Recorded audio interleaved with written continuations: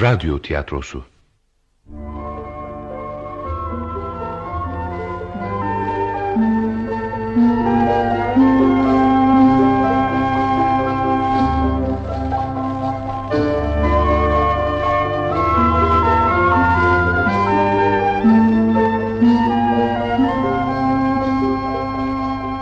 Acımak.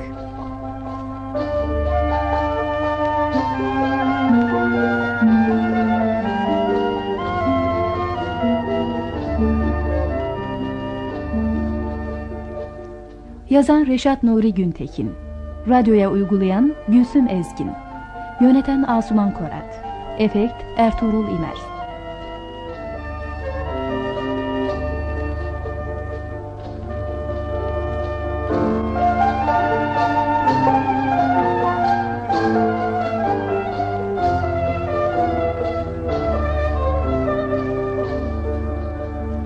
Oynayan sanatçılar: Zehra Tomris Oğuzay, Mürşit Yıldırım Önal, Tevfik Ergün Uçucu, Şerif Ejder Akışık, Vehbi Orhan Aral, Tahsin Adnan Başer, Fazıl Ali Algın, Makbule Nurşen Girgin Koç, Abdülsamet Coşkun Kara, Cevdet Erol Aksoy, Müveddet Gülgün Kutlu.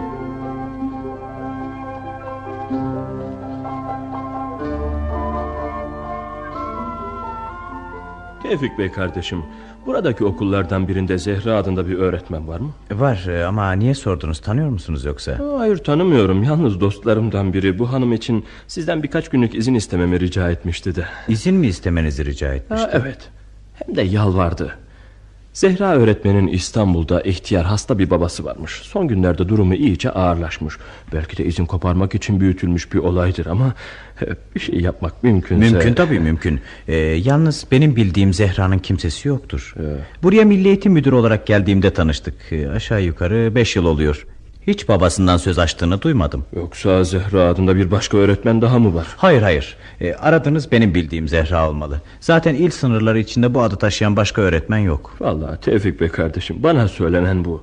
Babası çok hasta, izin alıp gelsin diyen de benim çok yakın bir dostum. Biraz sonra kendisine sorarız, bakalım ne diyecek. Zehra öğretmeni hemen görebilecek miyiz? Zaten size okulları gösterecektim. Önce Zehra'nın okulundan başlarız, olur biter.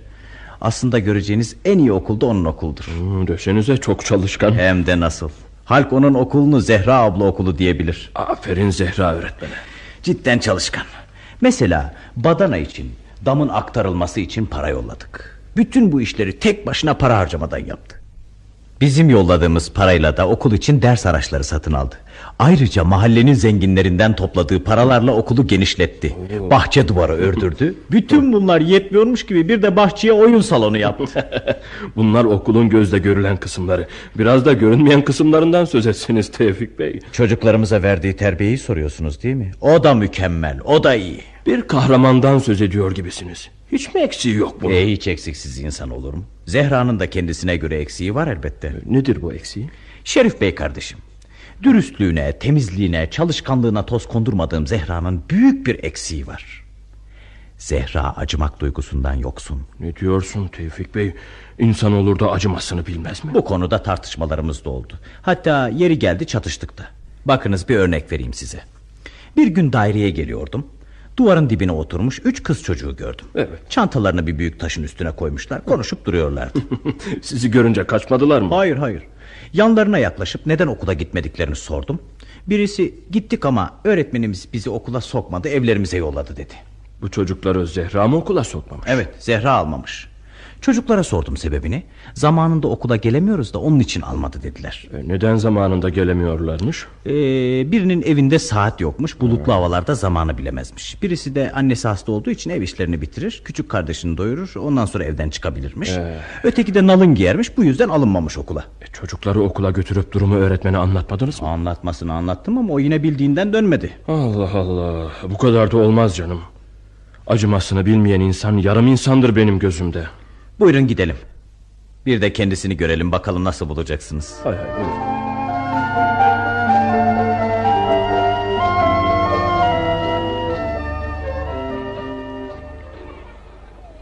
Okul dağılmış. Bakınız Şerif Halil Bey kardeşim. Evet. Şu çocuğun potinini bağlayan hanımı görüyorsunuz ya. İşte Zehra öğretmen odur. Ben de anlattığınıza baktım da iri yarı biri sandım. Oysa ufak tefekmiş. Zehra Hanım! Zehra Hanım! Buyurun müdür bey. Hoş geldiniz efendim. Sana çocukluk arkadaşımı tanıtayım. Milletvekili Şerif Halil Bey. Memnun oldum efendim. Ben de memnun oldum Zehra Hanım. Biz mülkiyeyi bitirince o mutasarrıf oldu. Ben de milli eğitimi seçtim. Şöyle buyurun efendim. Sizi havuzun karşısına götüreyim. Hay. Evet, buralarda çok güzel. Ağaçları, çiçekleri siz mi yetiştirdiniz kızım? Ben yetiştirdim efendim. Oo, çok iyi. Havuz da güzelmiş. Arkadaşım Şerif Halil Bey 2 gündür misafirim. Sizi de görmek isteyince buraya getirdim. Evet, İstanbul'daki bir dostum sizi görmemi istemişti de sanırım babanızı tanıyormuş. Babamı mı? Yanlış olacak. Benim babam yok efendim. Nasıl olur? Aradığınız bir başka Zehra olamaz mı? İl sınırları içinde Zehra adında başka öğretmen yok ki. Okulunuzun adını bile söylediler. Madem ki size babam olmadığını söyledim, demek ki yok. Yine de bu işte bir yanlışlık var diye Şerif Halil Bey'e söyledim. Öyleye 5 yıldır tanırım seni ama babandan söz açtığını hiç duymadım. Yani aradığım Zehra siz değil misiniz şimdi? Ben değilim efendim. İşte buna sevindim. Çünkü kötü haber getirmiştim. Ne gibi efendim? Babası çok hastaymış. İstanbul'a gitmesi için birkaç günlüğüne izin almamı istemişlerdi. Hasta mıymış? Evet. Nesi varmış acaba? Söylediklerine bakılırsa son günlerini yaşıyormuş. Çok mu hastaymış? Hayatı tehlikede miymiş? Sanırım öyle. Sorularım için özür dilerim. Buyurun size okulumu göstereyim. Hay.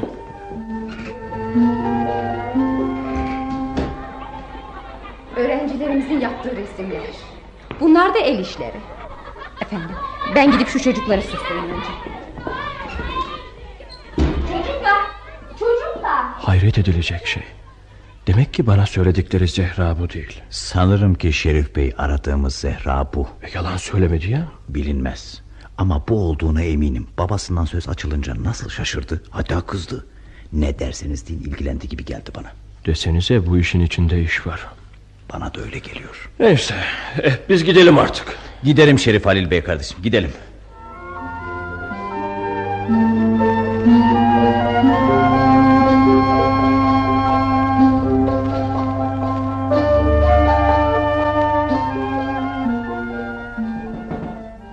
Giriniz.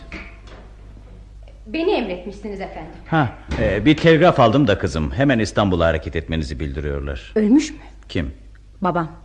Hayır ölmemiş. Yalnız hastalığı artmış. Gerçi umut kesilmez. Fazla bilgi var mı telgrafta? Hayır, yalnız mümkün olduğu kadar çabuk İstanbul'a gitmeniz gerekiyor. İşte telgrafınız. Babanız ağır hasta. Derhal İstanbul'a geliniz. Hemen hazırlanmalısınız kızım. Tren saati 15'te istasyona geliyor. Siz o zamana kadar hazırlığınızı yapın, onunla istasyona gidersiniz. Teşekkür ederim. Araba aramanız gerekmez. Çünkü gitmeyeceğim. Nasıl olur kızım? Gitmemem gerekiyor da. Babanız hasta, hem de çok hasta. Sizi 4 gözle bekliyorlar. Siz de gitmeyeceğinizi söylüyorsunuz. Sebebini açıklayabilir misiniz? Geçenlerde sizden gerçeği sakladım. Babamı inkar ettim. Fakat tam olarak da yalan sayılmaz bu. O Mürşit Efendi üstümde babalık hakkını yitirmiş biridir de. Neden kızım? Bütün aileyi yıktı da onun için. Bir ben kurtarabildim kendimi. O da ne güçlükle. Bilemezsiniz, 8 yıl önce bir bozgundan, bir yangından kaçar gibi kendimi nasıl buraya attım. Yine de babanızdır kızım. İstanbul'a gitmeyeceğim. Bu Mürşit Efendi'yi tanımıyorum. Tanımamakta da kendimi haklı görüyorum. Madem ki öleceği varmış, bir köşede çekilip ölebilirdi. Böyle deme kızım, hiç mi acımıyorsun? Hiç acımıyorum. Onun yüzünden acımasını unuttum. Düşkünlere, çaresizlere acımak elimden gelmiyor, ne yapayım? Böyle söyleme Zehra, acımasını bilmeyen insan olmaz. Doğru söylüyorum Tevfik Bey. Babam denen o Mürşit Efendi'yle yüz yüze gelemem artık. Bana sorarsan yine de gitmeni isterim. Ne kadar kötü olsa yine de babadır. Gerçekleri söküp atamayız kızım. Ne yapacağımı bilemiyorum müdür bey. Oh, çektiğimi bir bilseniz. Çocukluğumu yaşamadım. İçimin karanlığını unutabilmek için olanca gücümü çalışmaya verdim. Ama yine de kurtuluş yok gerçeklerden. Gerçeklerden kurtulamayız kızım. Yalnız onları göğüslemesini bilmeliyiz. Sen bütün olanları unutup İstanbul'un yolunu tutmalısın. Hadi davran kızım. Şaşkınlık içerisinde. Gideyim bari. Yine insanlık bende kalsın. Elini çabuk tut öyleyse. Sen bir çırpıda eşyalarını topla, ben de istasyona kadar araba bulayım sana. Hadi. Peki müdür bey.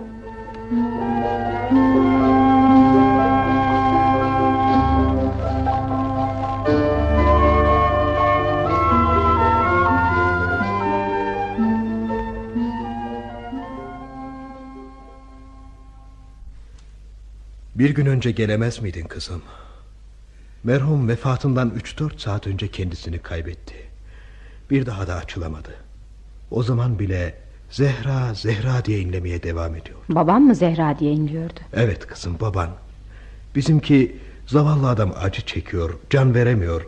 Kızının bir şeyini bulup versek de ferah ferah ruhunu teslim etse dedi. Sandığını açtık, eşyalarını karıştırdık. Elimize bir kurdele geçti. Zehra Hanım'ındır dedik, verdik eline. Allah seni inandırsın kızım. Mürşid Efendi o saat sakinledi. Peki babam ne zamandan beri sizde kalıyordu Vehbi Bey? Sen bilemezsin kızım. Biz Mürşid Efendi ile akraba oluruz. Bundan bir hafta önce Zeyrek yokuşundan aşağı inerken bir köşe başında burun buruna geldik. Başı açık, ayakları çıplaktı. Bir deri bir kemik kalmıştı. Kendini düşünmeyenin sonu budur işte. Mürşit, sen misin? Bu ne hal dedim. İşitilmeyecek kadar yavaş bir sesle hastayım, sesim çıkmıyor diyebildi. Onun sağlam günlerini de görebildik. Yaptığını beğeniyor musun? Bak ne duruma düştün dedim, ses çıkarmadı. Akraba değil, 7 kat el olsa onu bu halde sokakta bırakamazdım. Alıp eve getirdim. İyi etmişsiniz. Biz yoksul insanlarız. Hacca gidecek, zekat verecek durumumuz yok. Bari bu kadarcık da bizim sevabımız olsun dedik. Sevabınız mübarek olsun. Ne yapalım? Başın sağ olsun kızım. Hayat bu. Evet, hayat. Er geç hepimizin başına gelecek. Kızım, merhumu görmek ister misin? Hayır, istemiyorum. Allah Allah, acayip. Merhum babanızın tahta sandık içinde birkaç eşyası var. Bu sandık nasılsa arkadaşlarından birinin evinde unutulup kalmış. Buraya nasıl geldi? Mürşit Efendi'nin bizim bu köhne evimizde konakladığını duyunca getirip bıraktılar. Sanki isteyen varmış gibi. Hayatta bulunan tek çocuğu olduğunuz için sandık size aitti. Anahtarlarını alın kızım. Hayır, hayır. Bu insanla aramda hiçbir ilişki kabul etmiyorum. Sandığı yarın mezarlığa gelecek ıskatçılara verirsiniz. Yalnız borçları kalıyorsa onları ödeyeceğim tabii. Hadi kızım. Ölü şu yan odada. Sizi beklediğimiz için kaldırmadık. Onu dünya gözüyle son defa görün. Belki bana kötü insan diyeceksiniz. Ama ne yapayım ki annemi, kardeşimi, büyük annemi türlü eziyetlerle öldüren, beni küçük yaşımda sokağa atan bu adama baba diyemiyorum. Biliyorum ama yine de babanızdır. Ölüden öç alınmaz kızım. Başka türlü hareket etmek elimden gelmiyor. Öyleyse buyurun içeri yatıp uyuyun. Biz Mürşid Efendi'yi sabaha kadar bekleriz. Sabah olunca da ölüyü götürüp gömmek düşer hepimize. Peki efendim, nasıl isterseniz.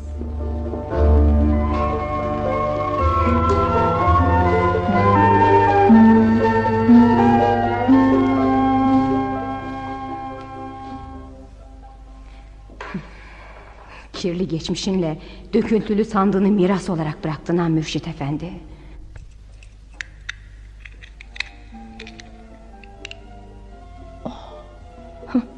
Mirasın böylesi de görülmüş değil. Renkli bez parçaları, silinmiş fotoğraflar, kurdelayla bağlanmış bir tutam saç. Bu da ne? Oo, diploma. Hem de Mektebi Mülkiye'den. Allah Allah. Bu da nesi? Hatıra defteri. 25 Ağustos. Bugün Mektebi Mülkiye'den diplomamı aldım. Memleketin belli başlı insanları arasına giriyorum. Aç, susuz, uykusuz geçen yoksul günlerime Allah'a ısmarladık. Bir daha Veziran'daki bu zavallı bekar odasının önünden bile geçmeyeceğim. Annemi düşünüyorum. Zavallı kadın. O kadar acele edecek ne vardı? Ne olurdu bugün sağ olsaydın, oğlunun başarısını gözünle görseydin. İşte Sivas iline maiyet memuru oldum. Arkadaşlarımın arasında ilk memuriyet alan benim. Diploma aldığım gün en büyük, en güzel günüm demiştim, yanılmışım. Ben asıl bugün dünyaya geldim. Bir küçük masam, kendime ait bir evim var. Programımı önümdeki masanın kırık camına yerleştiriyorum. Yalan söylemeyeceğim. Her zaman vicdanımın sesini dinleyeceğim, kanunların dışına çıkmayacağım, rüşvet almayacağım. Meslektaşlarımla iyi geçineceğim. Burada şimdilik en iyi arkadaşım Milli Eğitim Başkatibi Tahsin Efendi. Bugün hava güzel evlat. Yemeğe de epeyce zaman var. Biraz dolaşalım mı? Dolaşalım Tahsin Efendi. Bugün fazla bunaldım nedense. İyi. Bunalmaya başladınsa adam oluyorsun demektir. Oh ne güzel. Allah'ın en büyük nimeti hava ile su. Bunlardan yararlanmasını da bilmiyoruz. Arada bir akşamüstleri dolaşmak ne iyi olur. Mürşit, evlat, dolaşmak bizlerden geçmiş. Sen bana bakma. Eve gitmeyi canım istemiyor da. Rakı içsem dayak yemekten beter oluyorum. Canım sıkılıyor Tahsin Efendi. Bugün istemeden arkadaşlarımdan birini incittim. Aferin. Dedim ya, adam olmaya başlıyorsun. Hep söylerim ya, daha toysun. Bu hayatta her zaman kibarlık sökmez. Çaresiz alışacaksın. Neydi zorunuz? Kendisine ait olan bir işi bana yüklemek istiyordu. Adam haklı. Haklı mı dedin? Haklı ya. Bak sebebini söyleyeyim. Ateş gibi bir gençsin. Durmadan çalışıyorsun. Amirlerin başlangıçta bundan hoşlanıyorlar ama bir zaman sonra alışıyorlar. Alışıyorlar mı? Alışıyorlar ya. Nasıl ki akşama kadar uyuklayan öteki arkadaşlarına alıştılarsa senin çalışkanlığına da alıştılar. Ötekiler daireye geç gelse gözleri görmez. Sen gecikirsen gözlerini açarlar. Marifin raporlarıyla sen, muhasebenin cetvelleriyle sen, bilmem hangi dairenin sicilleriyle sen uğraşıyorsun. Ne yapsın? O arkadaşın da kendi işini sana yükletmek istemiştir. İş daha kursağında kaldı. Zira beni kaymakam olarak gönderiyorlar. Kaymakam olarak mı? Evet. Bak buna sevindim. Yalnız oralarda söylediklerimi unutayım deme. Dünyayı iyi tanı evlat.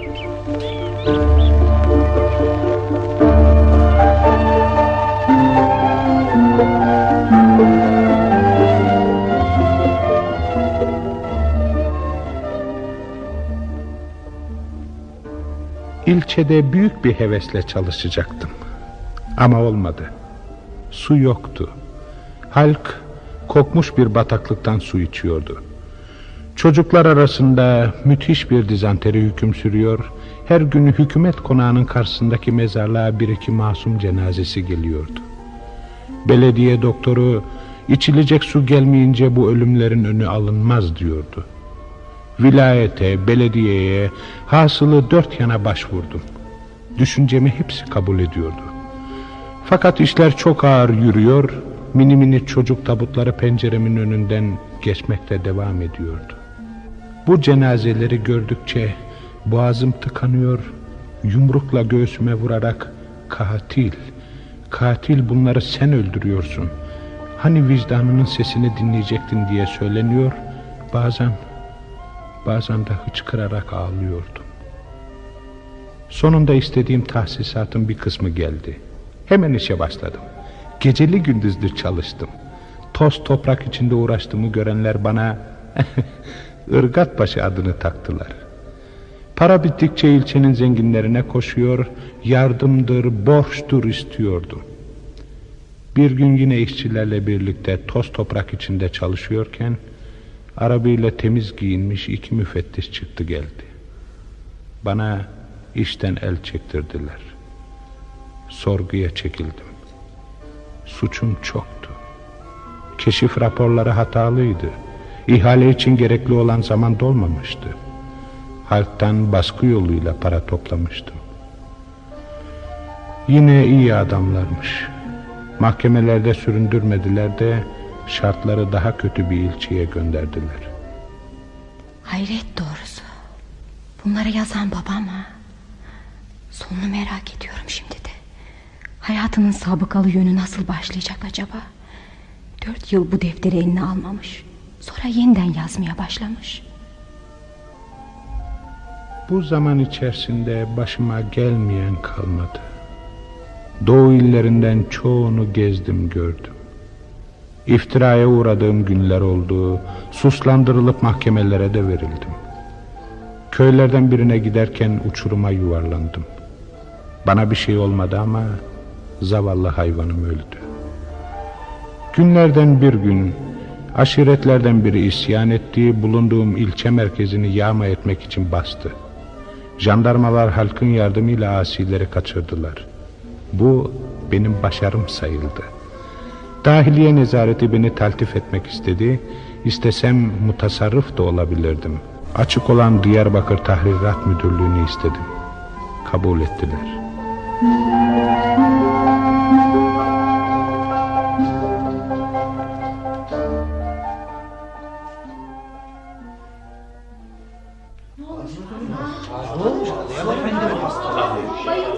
Fazıl Efendi mi hastalanan? Evet Fazıl Efendi. Gidip bakayım.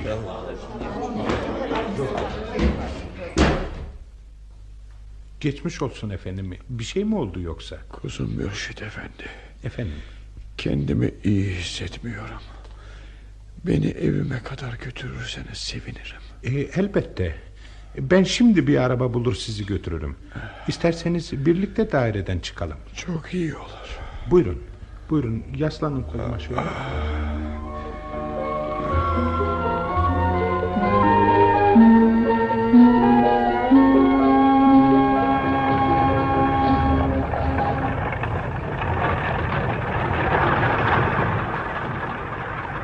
Nasılsınız? Kendinizi iyi hissediyor musunuz? Bana büyük geçmiş olsun deyin Mürşit Efendi. Ölüyordum. Ölüm o kadar korkulacak bir şey değil. Çocuklarım olmasa. Şu düşündüğünüz şeye bakın. Ufak bir baygınlık geçiren her adamın ölmesi gerekse dünyada tek insan kalmazdı. Yine fenalık geldi. Mürşit Efendi. Nefes alamıyorum. Gömleğimin yakasını açabilir misin? Çok kötüyüm. Bir dakika kıpırdamayın. Şimdi sizi rahatlattırırım. İşte bakın. Gömleğinizin yakasını açtım. Evet. Ya daha iyisiniz değil mi? Aman Allah'ım. Boğuluyorum. Eve de gelmiştik. Arabacı, sağdaki evin önünde hemen dur. Ben gidip ailesine haber vereyim.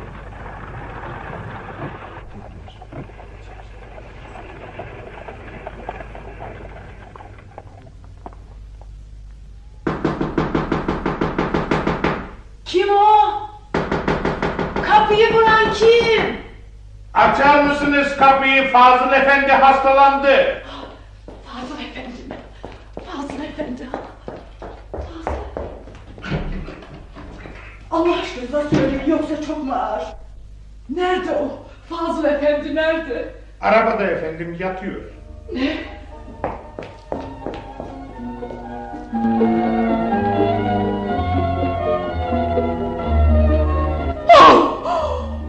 Ama ölmüş bu. Aman Allah'ım ölmüş. Ölmüş mü?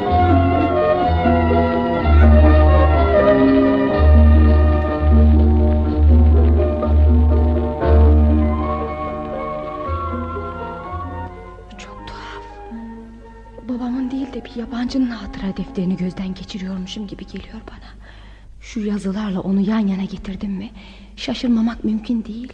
Hepsini okuyup bitirmeli. Diyarbakır Mal Müdürü Fazıl Efendi 200 lira kadar borçtan başka bir şey bırakmamıştı. Alacaklılar cenazenin kalkmasını bile beklemeden dört bir taraftan geldiler. Birkaç gün içinde ne var ne yoksa satıldı. Fazıl Efendi'nin karısıyla kızına memleketlerine dönecek kadar bile para kalmadı. Mal müdürünün yakın dostlarından değildim. Son nefesini bir rastlantı sonucu yanımda vermesi, ailesiyle aramızda akrabalığa benzer bir yakınlık doğurdu. Onlara yardım ettim. Kızları Müveddet Hanım'ı çok beğeniyordum. Dikkati çekecek derecede güzeldi. Ağırbaşlı bir görünüşü vardı. Evlenmek için daha ne kadar bekleyebilirdim? Bir gün Emin olunuz bey oğlum, ben burada sadece merhumu bırakıp gittiğime yanmıyorum. Yoksa benim bilmediğim bir başka tasanız mı var? Tasaya. Sizi burada bırakıp gitmemiz tasaya. Çok teşekkür ederim efendim. Fena günlerde elimizden tuttunuz. Benim için hemen hemen bir evlat oldunuz. Sağ olun. Ben de sizi bir büyük, bir anne olarak görüyorum. Size anne olmayı ne kadar da isterdim. Ben de yalnızım. Benim de bir anneye ihtiyacım var. Zaten kızınız Müveddet'in iyi bir hayat arkadaşı olacağına inanıyorum.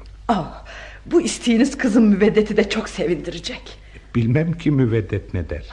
Ne desin, sevinir. Benim gibi o da sevinir. Hemen evlenirdik. Diyarbakır çarşısının iyi yerinden ev tutar, yeniden düzen kurardık. Öyleyse hazırlıklara başlayalım. Ben de hemen gidip Müveddet'e durumu anlatayım.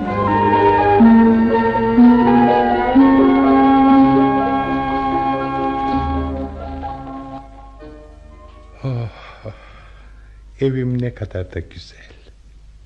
Hele karım, hele Müveddet. O evin biricik süsü. Güzel dedikleri de Müveddet gibi olmalı. Mürşit oğlum, neler söylüyorsun kendi kendine?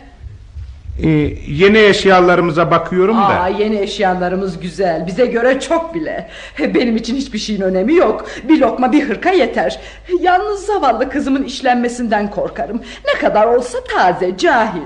Bir şey mi oldu anne? Müveddet'in işlenmesini ben de istemem.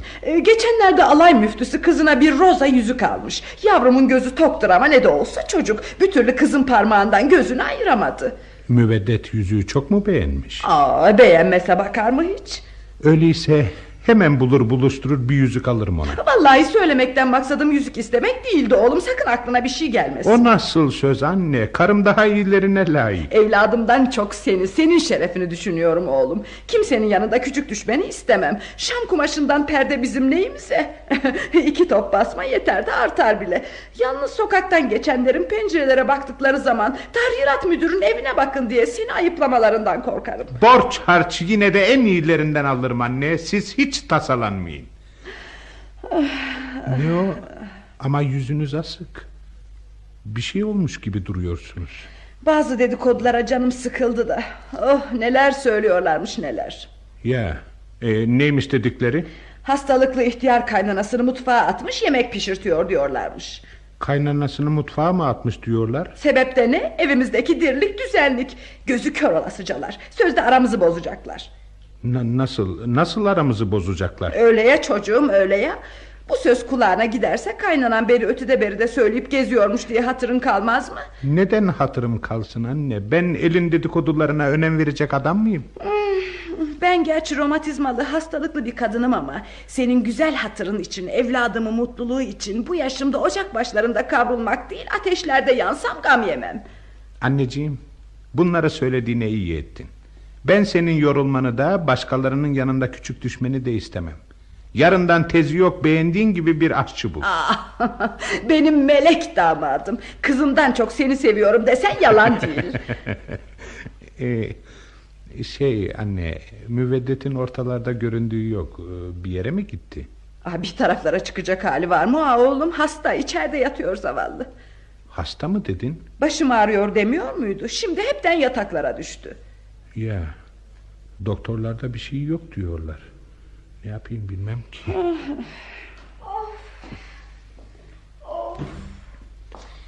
Başım düşüyor. Gel Müveddet kızım, gel.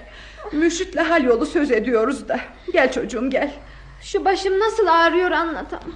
Geçmiş olsun karıcığım. Doktorlar da getirdi, ilaçlar da aldım. Bir şeye yaramadı oğlum. Hangi doktor geldiyse bir şey yok diyor. Ne yapalım? Ben sana bir şey söyleyeyim mi oğlum? Müveddet sıla hastalığına tutuldu.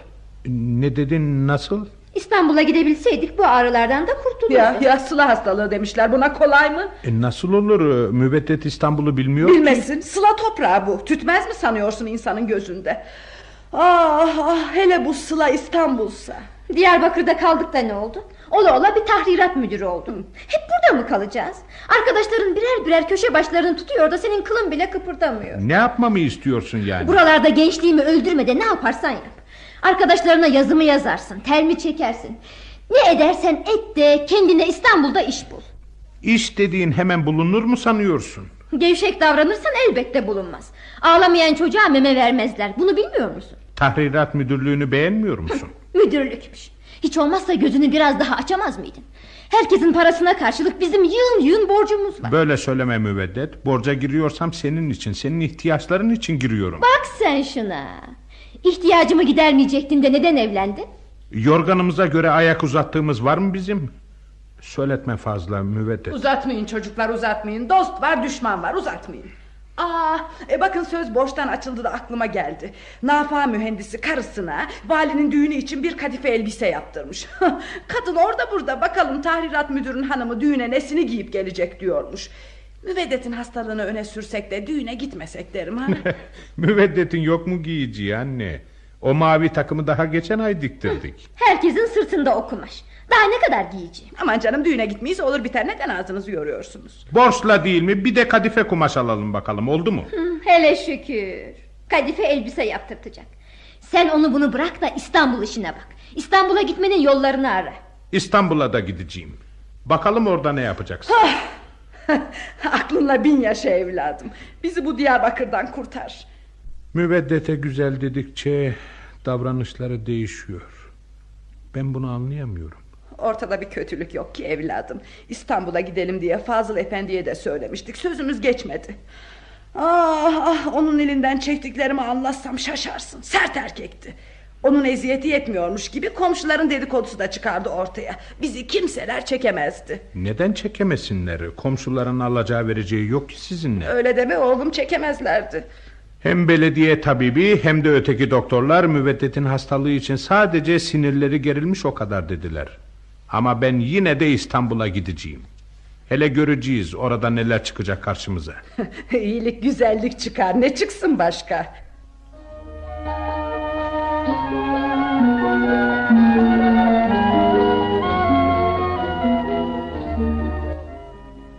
İstanbul'a gidiyormuşsunuz, öyle mi?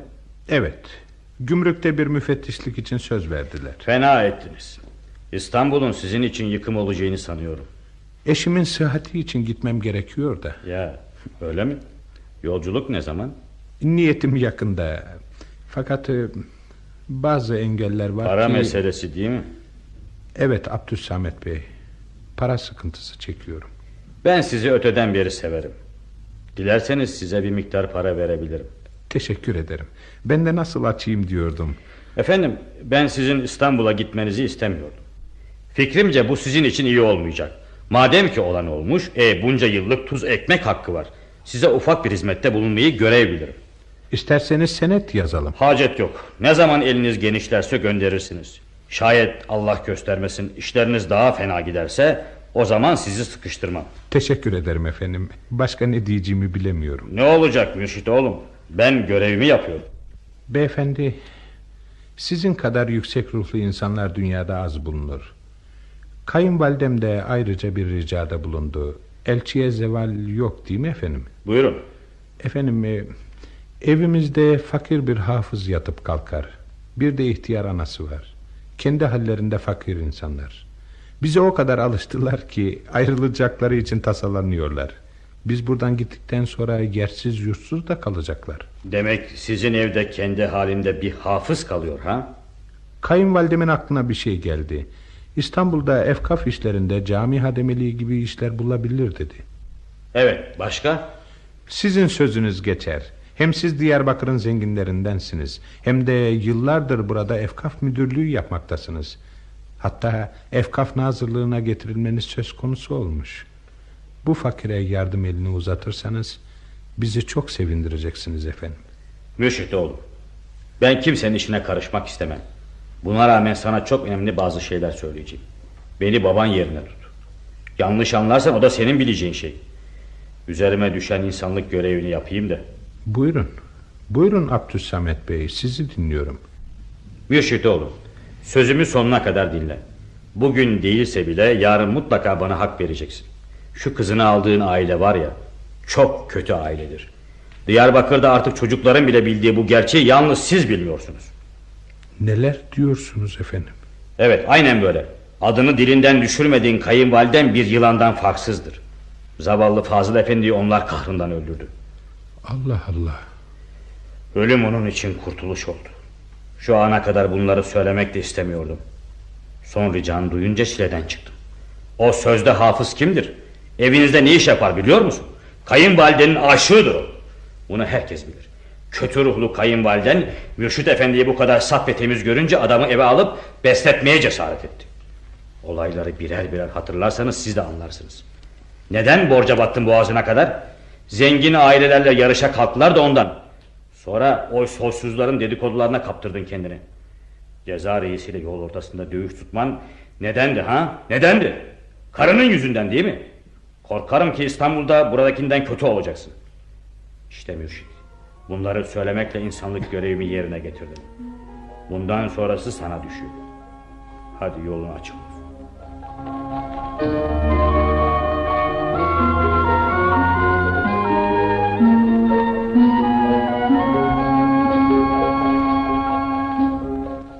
Düş mü görüyorum nedir?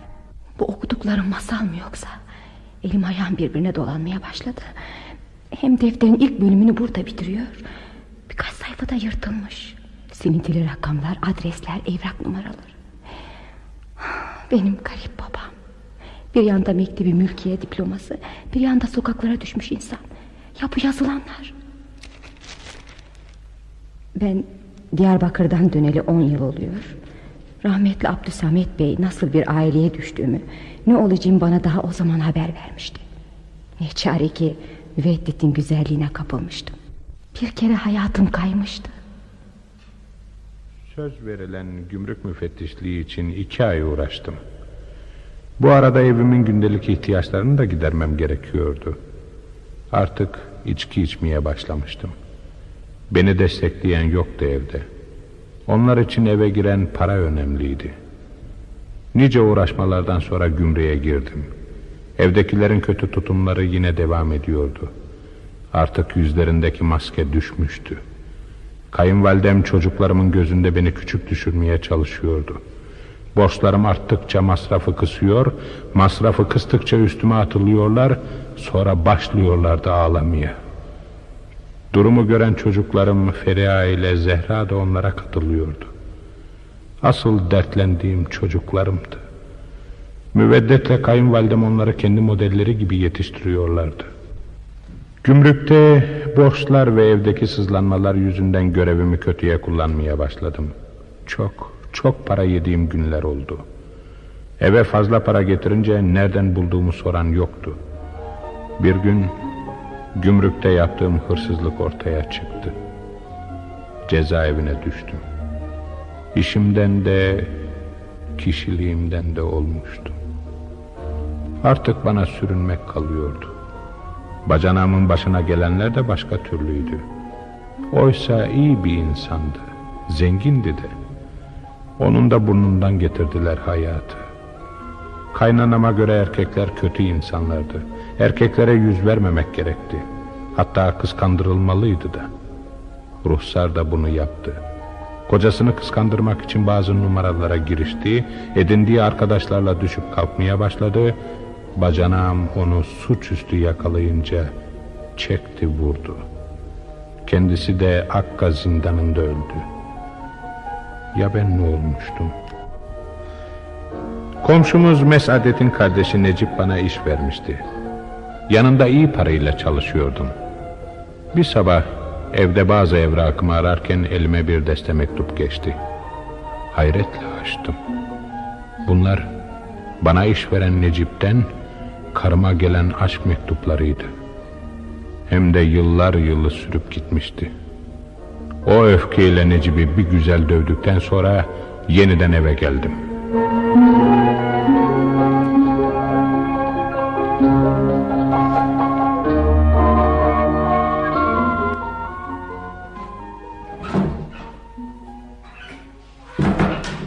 Şu Necip denen adam bana neden iş verdi bilemiyorum. Aklı başında bir insan bana iş verebilir mi?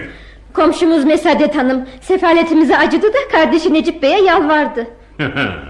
Demek bize acıdı. Bari sen de bu defa insan gibi çalış. Bağlılık ve itaatten ayrılma. Necip'in yanında mı? Başka nerede iş buldun ki? Kim dönüp baktı sana? O ağzından düşürmediğin Mesadet var ya, bundan böyle eve adımını atmayacak, anladın mı? Ne dedin? Çocuklarımıza hediyeler alan, bizi kardeşi gibi bağrına basan Mesadet bize gelmesin mi dedin? Onu da kardeşi Necip'i de bir daha burada görürsem evi başına yıkarım Müveddet. Sen çıldırmışsın iyice. Cebin 3-5 kuruş para görmüştü. Çıldıran da insanlığını yitiren de sensin. Bu mektuplar kimin? Ne mektupları? Necip'ten sana gelen mektuplar. Onu da aldım ayağımın altına, zor kurtardılar. Ne? İşini bıraktın ha? Ne oluyorsunuz yine? Ortaya çıkan kötülüklerin hepsi senin başının altından çıkıyor. Susacak mısın yoksa susturayım mı?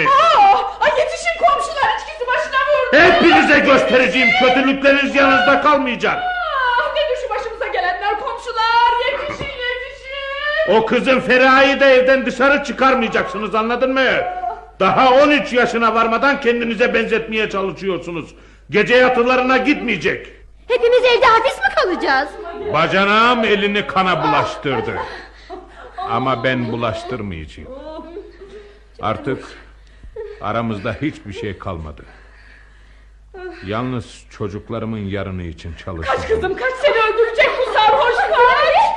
Asıl seni öldürmem gerekiyor ama elimi kana bulaştırmayacağım.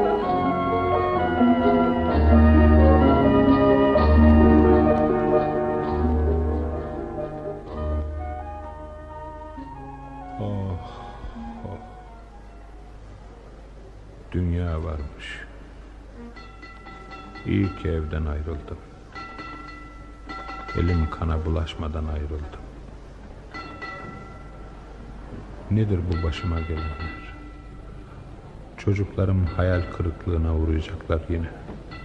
Beni kötünün kötüsü biliyorlar. Annelerini de kötü bilirlerse hayatları bütünüyle karanlık olacak. Ama duyur mu hiç? Artık benim için Müveddet adında kimse yok. Oo, sen misin Mürşit? Ne yapıyorsun bakalım, ne iş görüyorsun? Sarayda teşrifat nazırıyım. Peki nedir bu halin? Mektebi mülkiyi bitirdiğimiz yıl ayrılmıştık değil mi? Evet, o günden bugüne hiç görüşmedik. Sen nasılsın Cevdet? Hayatından memnun musun? Rumeli sancaklarından birinde mutasarrıftım. Bu seçimde beni mebus çıkardılar. Oo, Allah daha iyi etsin. Sana bir yardımda bulunabilir miyim Mürşit? Geçti Cevdet, geçti. Bu rastlantı 1-2 yıl önce olsaydı belki bir iyilik edebilirdin. Fakat şimdi ölüler gibiyim. Senin için mutlaka bir şeyler yapmalıyım Mürşit. Cevdet, evet. Bana gerçekten bir iyilik yapmak istiyor musun? Elbette, ona ne şüphe. Bak, 2 kızım var. Biri hasta, doktorlar ölecek diyor. Bu gidişle ötekinin de ne olacağı belli değil. Zehra'mı bir yatılı okula kabul ettirebilir misin? Senin hatırlı ahbapların vardır. Geceyi gündüze katar bu dileğini yerine getirmeye çalışırım. Sağ ol Cevdet. Bu dileğimi yerine getirirsen bana edebileceğin tek iyiliği etmiş olacaksın. Neden bu kadar kötümsersin anlamıyorum Mürşit. Hiç sorma dostum, sorma. Bir kör kuyudayım ki sorma.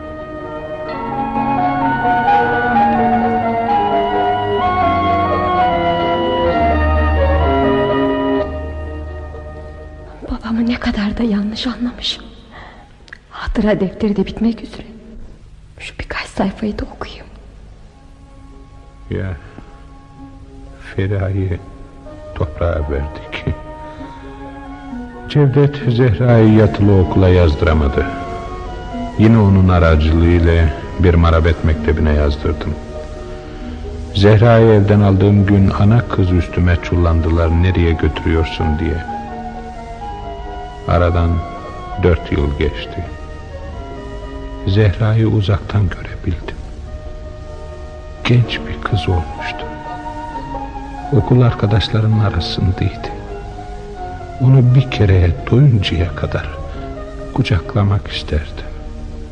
Fakat buna imkan yoktu. Çocuğum arkadaşlarının arasında küçük düşerdi. Bu döküntü insan mı baban derlerdi. kucaklayamadım. Ne yapalım? O mutlu olsun.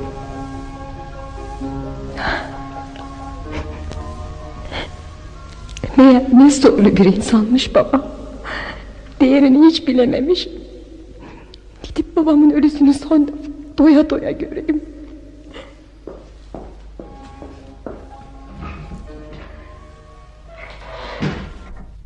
Gel kızım.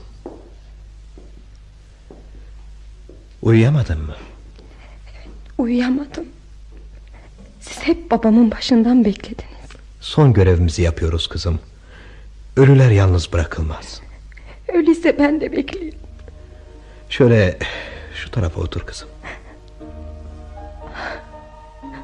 Babam. Zavallı babam. Dayanıklı ol yavrum. Elimizden ne gelir ki? Babam. Babam. Zavallı babam. Affet beni. Affet. Acımasını şimdi senden öğrendim. Affet. Affet beni babam.